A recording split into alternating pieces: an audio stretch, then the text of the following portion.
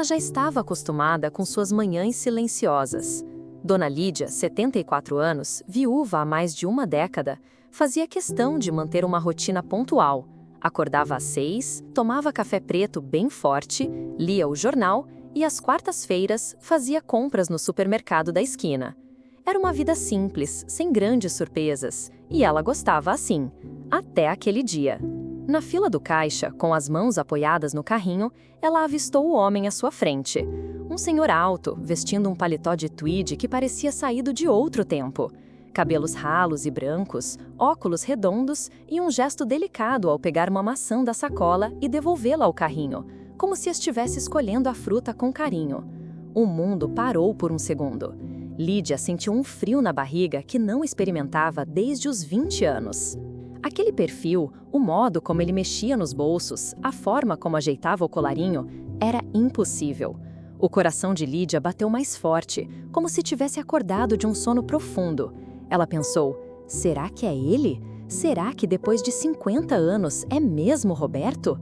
Mas poderia ser mesmo? Tantos anos se passaram, tantas rugas, tanta vida. Seria o destino ou apenas uma cruel coincidência? E aí surgem duas perguntas inevitáveis. O que você faria se reencontrasse, por acaso, o grande amor da sua juventude, aquele que desapareceu sem explicações? Você teria coragem de falar com essa pessoa ou preferiria manter o mistério para não reabrir feridas do passado? Lídia não hesitou. Mesmo com as mãos tremendo, empurrou o carrinho à frente e arriscou. Roberto? O homem virou-se lentamente. Por um momento, pareceu não reconhecê-la, mas então seus olhos se arregalaram e sua expressão mudou como se tivesse levado um choque. Lídia? Ele sussurrou, quase sem voz. Ali, no meio do supermercado, como se o tempo tivesse dobrado sobre si mesmo, dois velhos amantes se reencontraram depois de meio século de silêncio.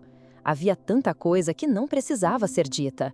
O ar ao redor deles parecia carregar o peso de uma juventude roubada, de cartas nunca enviadas, de beijos prometidos e de um futuro que nunca aconteceu. Roberto foi o primeiro amor de Lídia.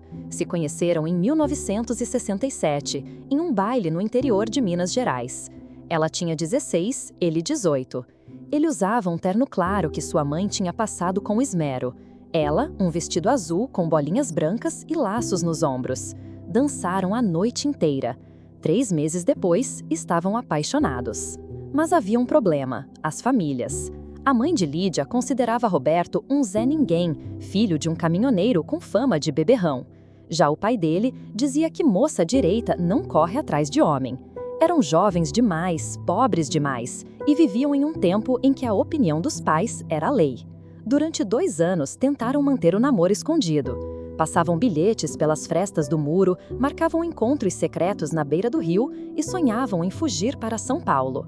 Chegaram a planejar tudo. Ela costuraria em uma confecção, ele arrumaria emprego como auxiliar de mecânica. Mas numa tarde chuvosa, tudo mudou. Roberto simplesmente desapareceu.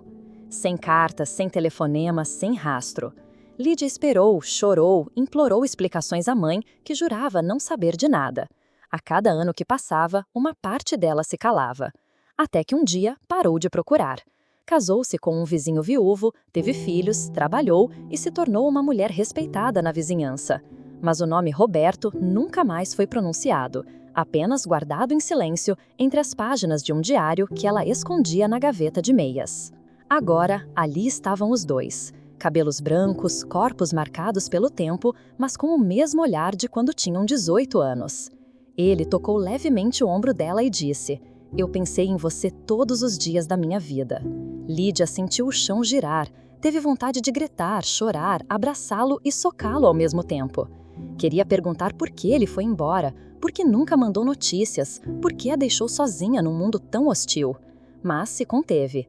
Afinal, eles estavam na fila do supermercado, entre uma prateleira de sabão em pó e uma criança chorando porque queria chocolate. "Você tem tempo para um café?" ele perguntou, a voz embargada. Ela assentiu com um sorriso tímido. "Tenho. Acho que esperei por esse café por mais de 50 anos." Eles saíram juntos, lentamente, caminhando como se tivessem voltado no tempo, mas sem a pressa da juventude. Desta vez, o reencontro tinha gosto de coisa real. E o que Lídia ainda não sabia é que aquele café abriria feridas que jamais haviam cicatrizado. O café escolhido foi uma pequena padaria da esquina, daquelas com xícaras de louça branca e cheiro de pão recém-assado no ar. Sentaram-se em uma mesa perto da janela, de onde podiam ver as árvores da praça balançando ao vento. Era fim de tarde e o céu já começava a se tingir de tons dourados e lilazes. O silêncio entre eles durou longos segundos, não por falta do que dizer, mas pela abundância de sentimentos que transbordavam entre goles de café. Roberto segurava a xícara com as duas mãos, como quem carrega algo frágil e valioso. Lídia, do outro lado da mesa, observava cada detalhe, as rugas novas, o jeito contido de sorrir, a voz um pouco rouca. Era o mesmo homem, mas também não era. Era o Roberto da juventude, envelhecido pelas décadas que os separaram. Eu não sei nem por onde começar, ele disse, fitando o líquido quente, como se esperasse encontrar respostas ali. Comece do fim, ela respondeu. Onde você esteve esse tempo todo? Ele respirou fundo. Meu pai descobriu nossos planos de fuga. Disse que jamais permitiria que eu jogasse minha vida fora por uma menina de família complicada. Usou palavras duras, Lídia, e me ameaçou. Disse que se eu não saísse da cidade naquela mesma noite, ele acabaria com sua família. Eu achei que era exagero, mas no dia seguinte ele me mostrou um telegrama, uma vaga de trabalho em Brasília, um primo dele arranjou, um emprego no almoxarifado de um órgão público. E junto com isso, uma passagem de ônibus só de ida. E você foi? Assim, sem se despedir de mim? A voz de Lídia saiu trêmula, entre ferida e indignada. Eu fui, naquela noite mesmo, e todos os dias eu me arrependi. Escrevi tantas cartas, mas meu pai jurou que entregaria. Depois descobri que nunca mandou nenhuma. Ele escondeu tudo, não queria que você soubesse. Disse que o amor não alimentava ninguém. Lídia encostou-se no encosto da cadeira. Sentia-se zonza. Parte de si quis abraçá-lo por ter voltado. Outra parte queria gritar. Como foi possível perderem toda uma vida por causa de orgulho e medo? Eu me casei, ela confessou, depois de um tempo, com o Joaquim. Ele era bom, no começo. Tínhamos os mesmos valores, mas não o mesmo fogo. Tive 2 filhos. E você? Roberto abaixou os olhos. Casei também, com uma colega do trabalho. Tive uma filha, mas nunca consegui amá-la do jeito que te amei. Acho que isso a destruiu aos poucos. Nos separamos depois de 15 anos. Um silêncio se instalou. Dessa vez foi mais leve, quase cúmplice. Lídia, ele disse com a voz quebrada, você acredita em segundas chances? Ela o encarou por longos segundos. Seu coração batia rápido, mas ela já não era a menina de 16 anos que sonhava com fugas e promessas sussurradas à beira do rio. Ela era uma mulher de história vivida, cheia de cicatrizes, mas também de amor guardado, trancado como uma caixinha de música antiga que, de repente, voltou a tocar.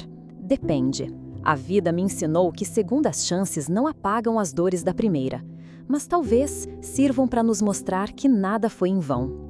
Roberto sorriu, um sorriso triste e esperançoso ao mesmo tempo. Ainda gosto de caminhar no parque, sabe? Como fazíamos, todo sábado, bem cedo. Ainda gosta de flores silvestres? Ela sorriu também. Algumas coisas nunca mudam. Mas no fundo, Lídia sabia, aquele reencontro era só o começo. Existiam segredos ainda não ditos, histórias que precisavam ser remexidas e fantasmas que não seriam tão fáceis de afastar. Reencontrar Roberto era uma bênção e uma maldição, porque amar de novo depois de tanto tempo também exige coragem. O café da tarde se transformou em longas caminhadas nos fins de semana. Durante as semanas seguintes, Lídia e Roberto passaram a se ver com frequência. Iam ao parque, conversavam por horas em bancos de praças, relembravam músicas antigas e riam das roupas que usavam nos anos 60. Era como se o tempo tivesse feito uma curva, como se um fio invisível, nunca cortado, apenas esticado pelo destino, estivesse sendo lentamente puxado de volta. Mas quanto mais se aproximavam, mais as perguntas não feitas começavam a incomodar. Havia coisas que Lídia evitava dizer, principalmente sobre o próprio casamento.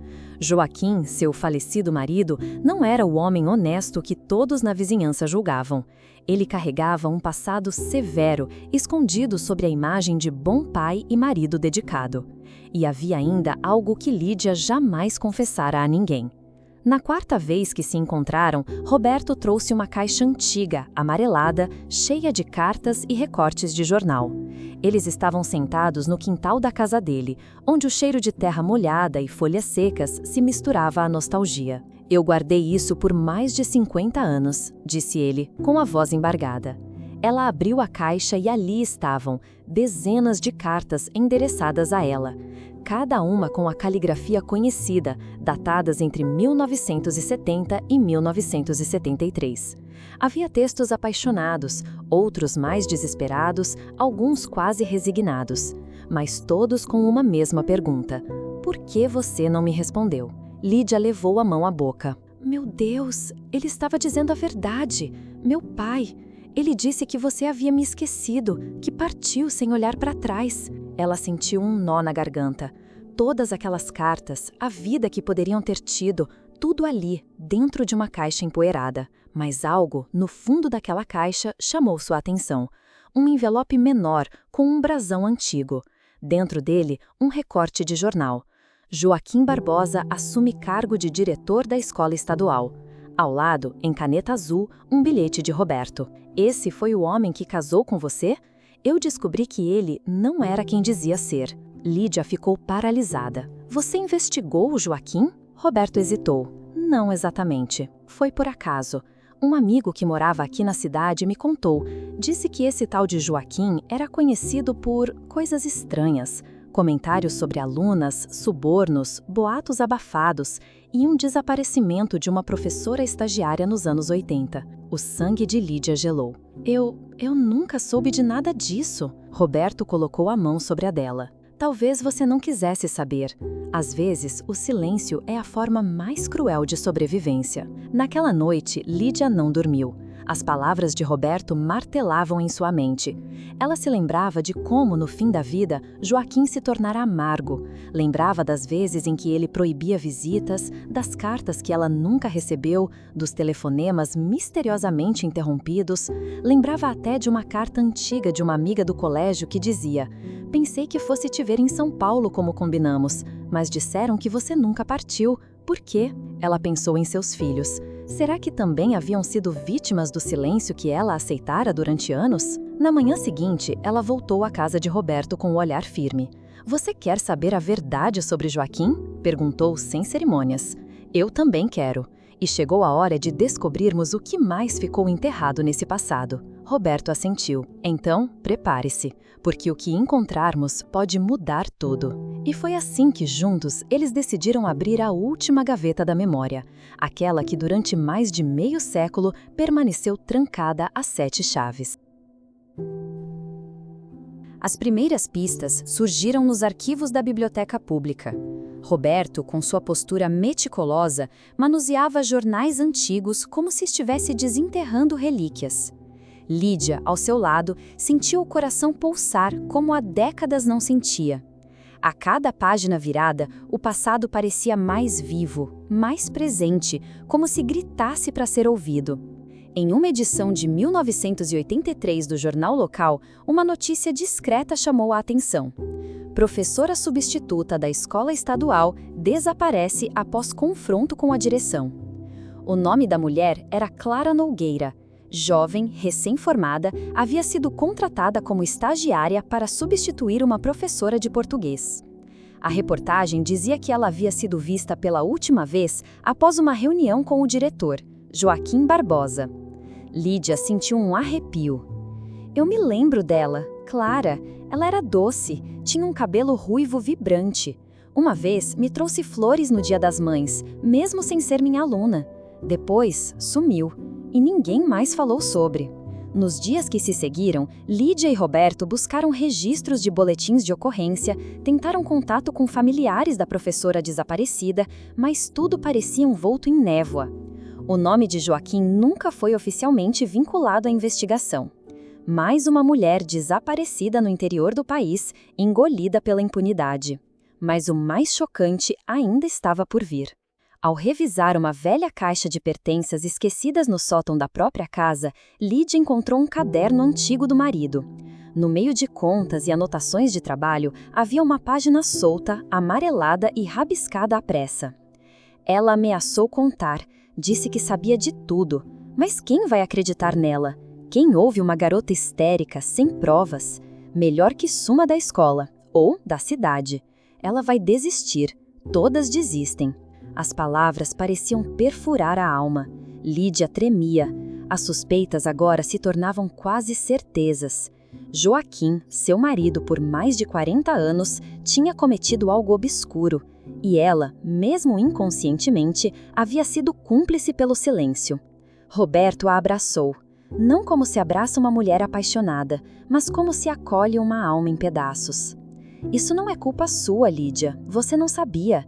E mesmo que tivesse percebido algo, naquele tempo, quantas mulheres tinham coragem de confrontar o próprio marido? A sociedade nos ensinava a abaixar a cabeça, a proteger a família, mesmo em detrimento da verdade. Lídia não respondeu. As lágrimas escorriam silenciosas. Não era apenas a decepção com o passado, era o peso de ter vivido uma vida construída sobre uma farsa, de ter educado filhos sobre o teto de um homem que talvez tivesse cometido o impensável. E agora? Ela perguntou, já de olhos inchados. O que faço com tudo isso? Como recomeçar depois de tanta mentira? Recomeçando, disse Roberto com firmeza, mas dessa vez sendo livre. Pela primeira vez em décadas, você pode escolher. E se ainda houver espaço nesse coração cansado, quem sabe possamos reescrever nossa história, sem fugas, sem medos. O tempo, mais uma vez, mostrava que as dores da juventude nem sempre morrem com os anos. Algumas apenas dormem, à espera do momento certo para acordar e serem, enfim, libertadas. Lídia sabia. Ela havia perdido muitos anos. Mas ali, ao lado de Roberto, com o passado finalmente às claras, havia uma chance, pequena, frágil, mas verdadeira, de viver um amor sem amarras. O outono havia chegado com força, e as folhas secas se acumulavam nas calçadas como lembranças deixadas pelo vento. Lídia olhava pela janela de sua sala, uma xícara de chá entre as mãos e o coração mais leve, mas ainda inquieto. Depois das revelações sobre Joaquim, ela se sentia como alguém que acorda de um sono profundo e finalmente começa a ver o mundo com olhos limpos. Ao lado dela, Roberto era agora uma presença constante. A cumplicidade entre eles crescia silenciosa, natural, como as raízes de uma árvore antiga reencontrando a terra fértil. Havia carinho nos gestos, conforto nas palavras e um respeito sagrado pelo tempo que haviam perdido. Mas nem tudo era calmaria. Naquela manhã, Lídia chamou os filhos para uma conversa. Luísa, a mais velha, chegou com um semblante preocupado. Já o caçula, Daniel, veio acompanhado da esposa, desconfiado, como se pressentisse que algo importante estava prestes a ser revelado. "Mãe, aconteceu alguma coisa?" perguntou Luísa, sentando-se no sofá com cuidado. Lídia respirou fundo. "Aconteceu, sim. Descobri coisas sobre o pai de vocês, coisas que ficaram escondidas por muitos anos. E antes que escutem por terceiros ou tirem conclusões erradas, quero contar tudo." Com calma, ela narrou o reencontro com Roberto, a caixa de cartas, os arquivos do jornal, o bilhete encontrado no caderno do pai. Contou sobre Clara, a professora desaparecida, e sobre os boatos que, por tanto tempo, preferiu não investigar. Não escondeu sua dor, nem a culpa por ter silenciado tanto. Os filhos ouviram em silêncio. Luísa chorava baixinho. Daniel parecia lutando contra a incredulidade. "Mãe, você tem certeza disso?" ele perguntou, a voz embargada. "O pai, ele sempre foi tão reservado, tão rígido, mas isso é grave." "Eu sei", respondeu Lídia. "E não espero que vocês aceitem isso de imediato, nem que me perdoem por ter demorado tanto a ver. Mas agora preciso seguir em frente. E quero ser honesta sobre outra coisa." Ela olhou para Roberto, que estava sentado à mesa, aguardando seu momento de falar. "Eu e o Roberto estamos juntos. Nos reencontramos, e embora tudo tenha começado com lembranças, hoje é mais do que isso. Eu amo esse homem, e não vou mais esconder ou abrir mão do que me faz feliz. O silêncio que se seguiu foi pesado. Luísa se levantou e abraçou a mãe. Você merece ser feliz, mamãe. Sempre mereceu. O papai, bom, ele teve seus méritos, mas ninguém deve viver só de saudade e aparência. Se esse homem te faz sorrir, quem somos nós para julgar? Daniel, porém, permaneceu quieto. Eu preciso de um tempo para digerir tudo isso. Não é fácil desconstruir uma imagem inteira do pai e ver outro homem ao seu lado.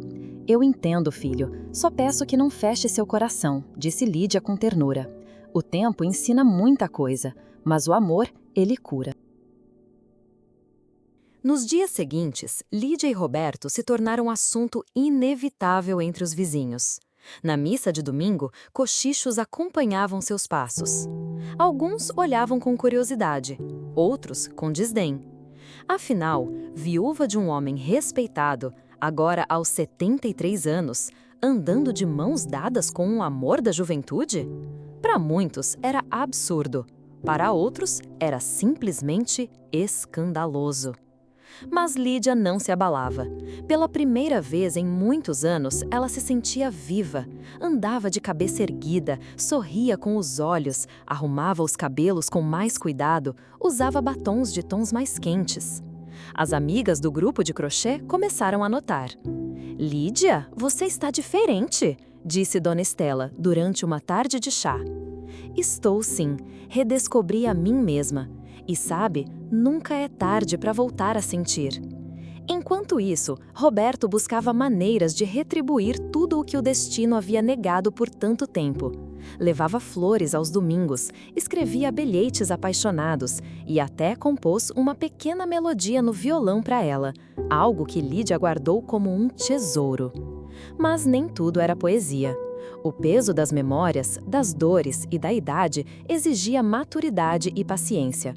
Havia dias em que o passado voltava como sombra. Em outros, era um corpo que reclamava, uma dor no joelho, uma tosse persistente, exames que precisavam ser feitos. "Sabe, Roberto", disse Lídia certa noite, "o amor na juventude é feito de promessas. O amor na velhice é feito de escolhas. E eu escolho você. Com todas as suas dores, com todos os anos que nos roubaram, escolho você, agora." Ele segurou a mão dela, apertando com carinho. "E eu escolho você, todos os dias, até o último." Naquela noite, adormeceram de mãos dadas, sem culpas, sem máscaras, apenas duas almas que, após meio século de desencontros, finalmente se permitiam. Foi numa manhã fria, daquelas em que os ossos parecem protestar contra o inverno, que Lídia percebeu que algo estava errado. Roberto, sempre animado, havia acordado pálido, sem apetite e com uma dor persistente no lado direito do abdômen. A princípio, ele insistiu que era apenas uma cólica boba ou comida pesada da noite anterior. Mas Lídia, acostumada a cuidar e a notar detalhes que escapam aos distraídos, percebeu algo mais profundo no olhar dele. Uma preocupação disfarçada de bravura. "Vamos ao médico, Roberto. Agora!" Ele relutou, mas diante do olhar firme da mulher que tanto amava, aquele mesmo olhar que, anos antes, o fizera perder o fôlego aos 22, cedeu. O hospital não era um ambiente amigável. O cheiro de álcool, os corredores gelados, os semblantes cansados dos outros pacientes. Lídia segurava firme a mão de Roberto enquanto aguardavam os exames. A médica, uma senhora experiente e direta, surgiu no final da tarde com um semblante grave. "Precisamos interná-lo para uma investigação mais aprofundada. Há alterações significativas nos exames de imagem. Pode ser algo no fígado." Lídia sentiu o chão tremer. Fígado, alterações, internação. Palavras que, naquela idade, soavam como sinos sombrios de alerta. Nos dias que se seguiram, ela praticamente morou no hospital. Levava frutas cortadas, lia trechos de romances antigos para distraí-lo, contava histórias do passado. Roberto tentava manter o bom humor, mas entre um sorriso e outro, o cansaço era visível. Lídia, se eu não sair dessa, começou ele uma noite. Não termine essa frase, interrompeu, segurando o rosto dele com delicadeza. Você vai sair, mas se não sair, eu ainda estarei aqui. Porque quem ama de verdade não some quando a dor chega. Eu escolhi estar com você agora, lembra? Isso inclui os dias bons e os difíceis também. O diagnóstico veio depois de uma semana. Um tumor no fígado de crescimento lento, ainda passível de intervenção. A notícia foi ao mesmo tempo um golpe e um alívio. Era grave, sim, mas havia o que fazer. E havia tempo. Roberto, no entanto, ficou em silêncio após a consulta. Durante o trajeto de volta para casa, Lídia percebeu algo estranho. Ele não dizia uma palavra. Está com medo? Ela perguntou. Estou com raiva, de mim mesmo, por ter perdido tantos anos ao seu lado, por ter permitido que o orgulho, a covardia e a juventude me afastassem de você. E agora que finalmente te reencontrei, sou jogado num leito, com tempo contado. Lídia sorriu, triste. Você não perdeu. Apenas chegou no momento certo, nem antes, nem depois, no tempo que a vida permitiu.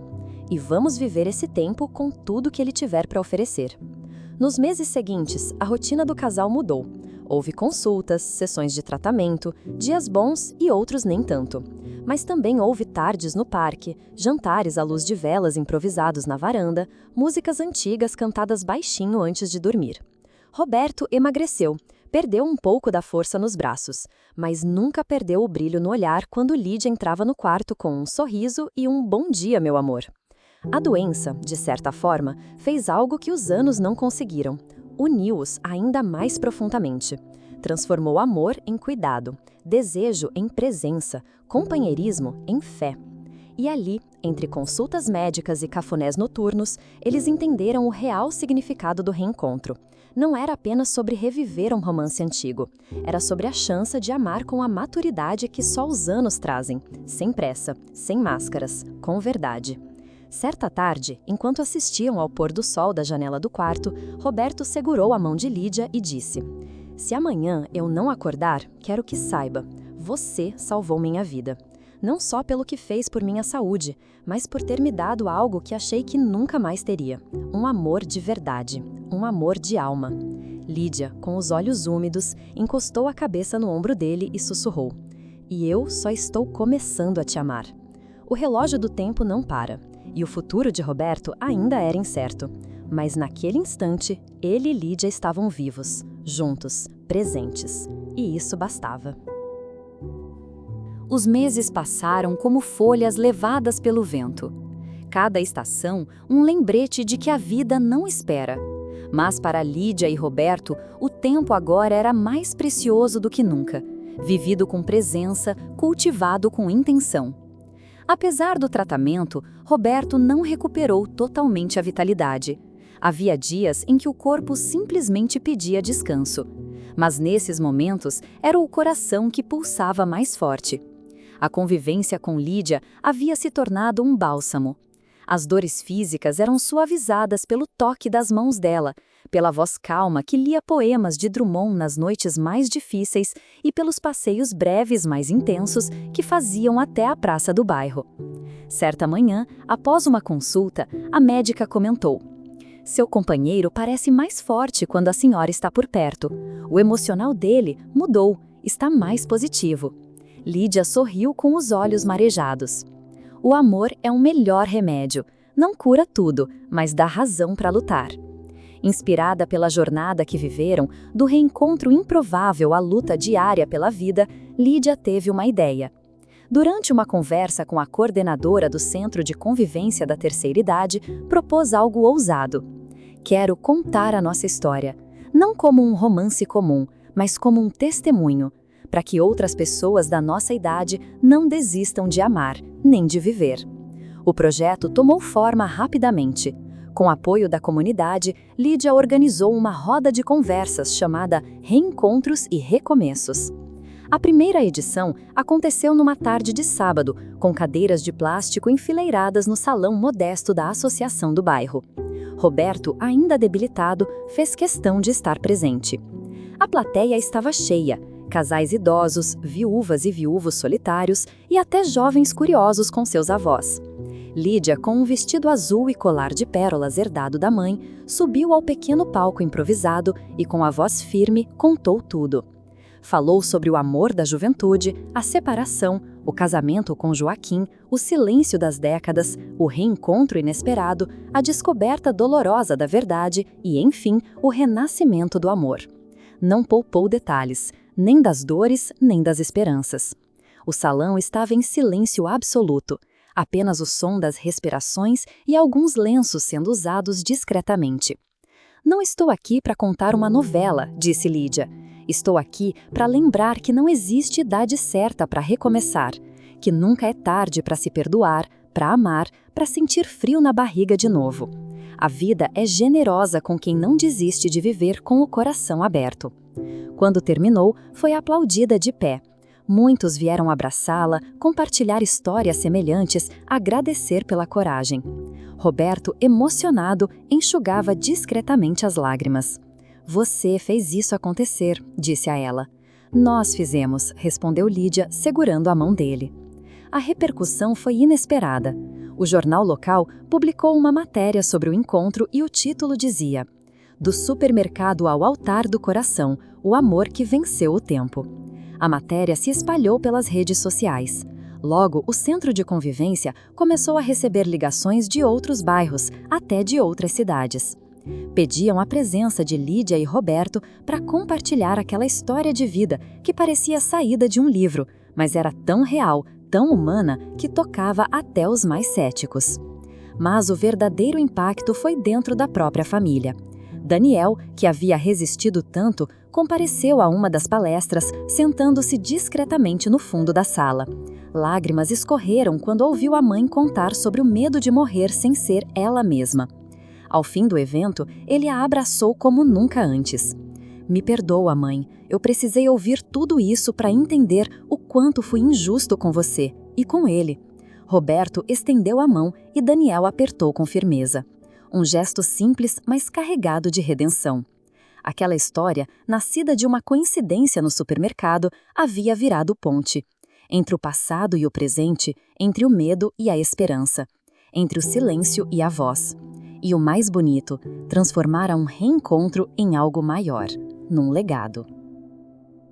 O outono chegou, tingindo as árvores da cidade com tons dourados e avermelhados, como se a natureza também quisesse celebrar o ciclo da vida em sua forma mais bela e melancólica.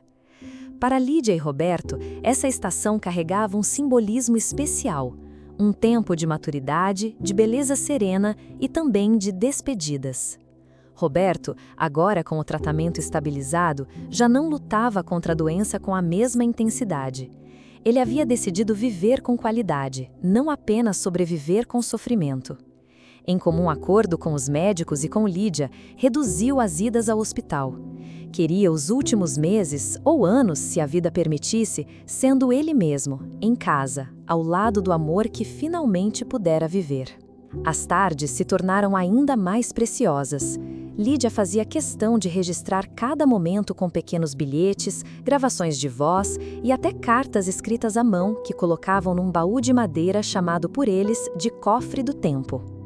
Era uma forma de eternizar os gestos simples, o café compartilhado, os abraços silenciosos, as canções que Roberto ainda cantava baixinho, mesmo com a voz rouca. Num domingo ensolarado, sentado sob uma árvore no quintal, Lídia olhou para ele e disse: "Sabe o que eu mais me arrependo?" Roberto arqueou a sobrancelha, curioso, de não ter te perdoado antes.